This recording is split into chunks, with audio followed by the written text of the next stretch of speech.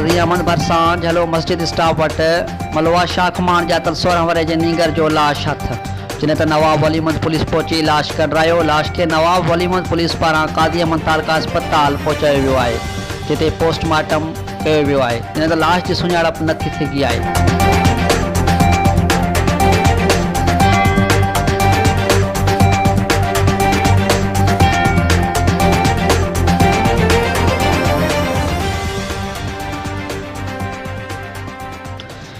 जरवार में पगवा के सॾ ते मुख़्तलिफ़ पार्टियुनि पीपी शहीद भुट्टो JUI STP नौजवान सुजाग सत कादरी तहरीक ऐं ॿियनि पार्टियुनि ऐं जमातनि तरफ़ खां अख़बार नथां कराची में शहीद थियल अब्दुल हमीद गबोल के कातलनि के कैफ़िर किरदार ताईं पहुचण लाइ जरवार में रैली कढी वई।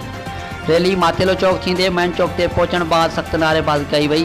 होॾां रैली जी अॻुवाणी कंदड़ अॻुवाणनि गुलाम यासीन गबोल, कौड़ो गबोल, मुजाहिद अली गबोल, बशीर गबोल ऐं ॿियनि रैली के खिताब कंदे चयो त सिंध में धारनि जी लोध एतिरी त वधी चुकी आहे जो धरती धड़नि खे बेवजह हर ईंदड़ ॾींहुं शहीद कयो पियो वञे।